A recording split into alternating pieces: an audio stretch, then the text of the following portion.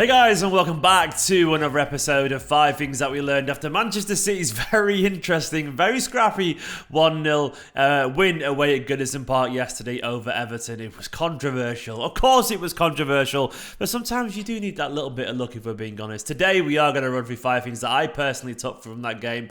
Lots to talk about, of course. Awful lot to talk about. And don't forget as well, if you want to help support the channel, if you are new to this and like this kind of content, Manchester City content on the daily, reasonable in my opinion Manchester City content, please do hit that subscribe button and give this video a like while you're at it as well. I also want to draw your attention to this incredible competition before I go talk about the points that I took from this. Basically, there's 8 prizes in one here in this Manchester City mega bundle over at Football Prizes. I've done loads of work at Football Prizes before. They are legit, don't worry. And this is all the prizes available in a competition that ends tomorrow. 2 Tunnel Club tickets against Man City versus Brighton, or £350 alternative in cash. Or there's also a Phil Foden signed and custom framed Man City shirt, an Edison signed and framed goalkeeper glove, Ilkay Gundogan signed and framed Man City montage, Kevin De Bruyne signed and framed Manchester City montage, the home and away kits of this season for Manchester City, and the 2021-22 replica Premier League football. All this could be won for just £7.96. You've got to enter by clicking the link in the description below. Only how many tickets are available? 199 tickets are available. 103 have been sold so far, so those odds are really good, and you could get the absolute plethora of gifts worth an awful lot of money by just clicking the link in the description and entering that competition. Good luck to all who enters. I know some City fans who follow me have won before from Football Prizes. They're good people over there, so good luck if you do enter. Fingers crossed you win, and you'll find out tomorrow night because the draw will be done live at 8:30 tomorrow night after the 7:30 deadline, so good luck if you do enter. So today we're going to start initially with Peps tinkering. Peps tinkering again, guys. Like, look, why is he doing this? Like, I'm going to try and work out why I think he's doing this. Sometimes I think Guardiola does these things he does it for a reason. He's not an idiot. Like, Guardiola is probably more intelligent than any of us watching this video. He's got to the top of his profession for a reason. He's an insanely intelligent person, and maybe that's probably why he's doing it. Intelligent people can sometimes, they test themselves, so to speak. But I also think Guardiola is possibly doing this for a reason. I don't really like it, if I'm being honest. Yesterday, we had a system where we had perfectly fine, capable players on the pitch, but it was the way that they lined up to me that genuinely bugged me. So instead of just being Rodri with then Gundogan and Bernardo as the false 8s, and maybe De Bruyne was the false 9, the Sterling on the right, Foden on the left, or vice versa, it started off with Gundogan deeper alongside Rodri, Kevin De Bruyne as the kind of like number 10 as opposed to a false 8.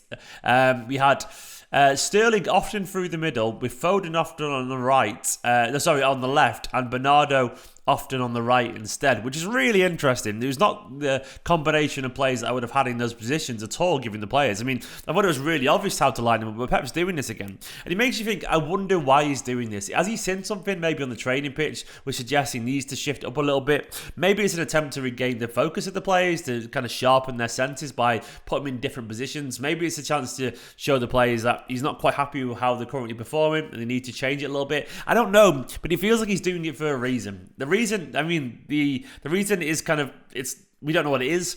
The output so far hasn't been good. Spurs, we of course lost in this game. We weren't at our very best at all. Much better in the second half for what it's worth. I think we were better when Gundogan pushed a little bit further forward alongside De Bruyne, which helped him an awful lot. De Bruyne, for what it's worth, he's not particularly good when he's on his own up there. De Bruyne's a fantastic player, but I feel like as a false 8 in Manchester City, you need to be able to retain the ball to help the transition. What happened is Rodri and Gundogan were both a little bit deeper, and the next pass they were trying to make was usually to De Bruyne. And De Bruyne in this instance was then essentially surrounded by players because Gundogan and Rodri were deeper, meaning that instead of 2 people to occupy the false 8 role, there was just one, Kevin De Bruyne, playing essentially as a number 10, a traditional number 10. And he's probably the one who's the least calm on the ball in those situations. So he was trying to force it a little bit, caught on the ball far too often, and then wasteful. When he finally did turn, often he had no runners ahead of him. He had, like Bernardo really far over on the right, and Sterling and Foden, but none of them were particularly ahead of him often. It felt like he didn't really have anyone to aim for. So Pep is tinkering a little bit at the moment, and it's worrying because it is this stage of the season, but I'm hoping he's just kind of getting it out of his system a little bit before the end of the season comes. He's trying some new ideas out. Don't like it, but it's Pep, and Pep tinkers every now and then, and we sort of just have to accept it.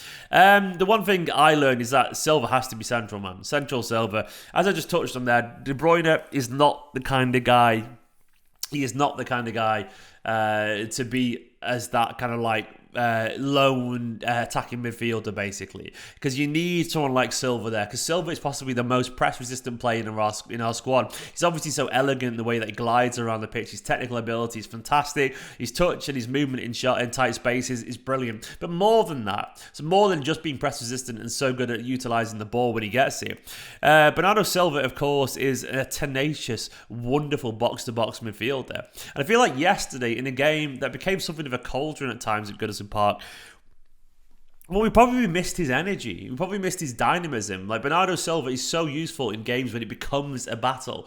And that's what Bernardo Silva brings to it. He brings the elegance, that control, that technique. But he also brings that warrior spirit. He also helps you win the midfield battle. And he also helps you with the energy of the team. And he gets us going through sheer tenacity. And yesterday, it felt when he was over on the right again, I don't mind him as a right winger, generally speaking. But I think it's fair to say over the past year or so, he's developed into one of the finest box-to-box midfielders in world football. Play him in the middle, man. Like, we were crying out for it yesterday. We didn't have the control. We tried to have the control with Rodri and Gundogan deeper, but they needed to be further forward, and Bernardo needed to be in the middle. Gundogan needs to be further forward. Bernardo needs to be in the middle alongside Gundogan. Play him in the centre, Pep, please. The third thing we learned is it's time to grind. It really is. It's that stage of the season where Liverpool are chasing us down. Of course, they won the Carabao today. They finally won a real trophy, it seems. Well done. Welcome to the club. Welcome to the club, Liverpool. You know what it's like to win a big trophy now. The one that you mocked all the time. It's not bad, is it, actually? It's pretty good. But anyway, Liverpool are chasing us down at the moment. We've reached that stage of the season where you have to get a little bit lucky. I nearly put just earn your luck a little bit. And I think we possibly did. I'm still not sure it was, like, everyone's saying, oh, they gave it because he was offside and stuff. It turns out they've come out and said it was because they weren't sure if he hit enough with his sleeve or his arm. And I think we might have got a little bit lucky. You don't have to agree with me if you don't want to, but that's just my honest opinion. And I know some City fans who feel the same way. And sometimes you do have to get a little bit lucky. And I feel like we got a little bit lucky as well with the goal. You know, a couple of defensive errors there from Everton. And we weren't playing particularly great, but I don't really care. I mean, games like this happen for every single team when they go on to win tournaments or trophies or whatever, or leagues. You have to sometimes find a little bit of luck, and it usually comes from that ability and that persistence and grinding out a result. And yeah, the best teams get a little bit of luck every now and then, but they usually force it by territorial advantage, by the pressure, the intensity, by their own quality. So it's luck, but it's often earned the luck. I know we got a bit lucky, but so does everyone else. I'm sorry, everyone else does. And we've had some dodgy decisions against us before in the past, so I'll take it. But right now, the players, if they're not in the best form, you have to work hard. And that's the one thing I can say about these players, is they do work hard. And like the guy I'm about to talk about, False 9 Phil, he didn't play well yesterday. He didn't play great. He didn't do anything particularly special. He wasn't like, stealing headlines or anything like that. I'm not sure he's done much of that this season. But I still like to praise Foden anyway. Because when all else was losing their heads yesterday in a game lacking composure, his quality and composure for the finish, which we've seen a few times now in this position, was just so lovely. So lovely. Like, genuinely, the way he kind of just took a little touch, stepped it to the side and put it in the corner. It reminded me a little bit of the one against Sporting where he sat the keeper down before putting it in the back of the net. That kind of stuff, really, that little touch, taking that extra touch, gives himself easier finishes. And that's what Phil Foden has. I know he's not set the world alight this season. I know he hasn't played his best football. And it's probably understandable because I guess maybe he got to where he wanted to be. It was always about getting to this level. And now he's got here, it's like, oh, right, now I need to find a new level. His goal forever was to play for the best team in the world in his eyes, Manchester City, and become a regular. Now he's got there. So now he needs to find a new goal to aim for. And I reckon next season will probably be his year when he finds on and kicks on again, when we've got a striker and so on. But for now, Phil, it's kind of like he's just learning his role in different places. He's learning how to develop his game a little bit. And what I really like about Foden at the moment, even though he's not playing well, he is showing a willingness to sacrifice himself for the team a little bit. And of course, he's showing that composure in front of goal. Like, I know it's weird that tap-ins can be impressive, but it was the quality of them. It reminded me of what the great players do. Like, most players thrash at them, but the great players, they sit people down. Like, I'm not saying he's Messi, but Messi does that kind of like sit people down, take a second and put it in. It reminded me of a couple of like Mesut Ozil goals as well, where he kind of just took a little bit of a touch, calmed it down and put it in the bottom corner. He's just an elegance to his game at the moment when he's in front of goal that I really admire. Even though I don't think he's playing at his best, he is still very young, and we've got to remember that David Silva didn't really have his position either at the age of 21. David Silva was a left winger at the same age, and Foden's still kind of finding his way into the footballing world in terms of his best position. But that is absolutely fine because he's still learning and he's still brilliant. And finally, we need to relax. And I say we, I mean a lot of the fans, and myself included. And we need to relax. Remember, this is all normal. It's normal, to quote, was it Mancini? It's normal. It is just how it is sometimes, you know. It's normal for teams to not play brilliantly. It's normal for you have to grind out some games. It's normal for a player, to look pretty shaky after a few good games. I saw some suggestions yesterday because De Bruyne didn't play well that he's maybe finished. The guy literally was winning Player of the Month for us, you know what I mean? Like, very recently, and everyone thought he was back to his best again. It's crazy how short-term our memory's got amongst fan bases. We forget that De Bruyne was literally tearing it up like a couple of weeks ago. And all of a sudden, everyone's like, oh, he's just played poor the last 2 games. He's on his way down.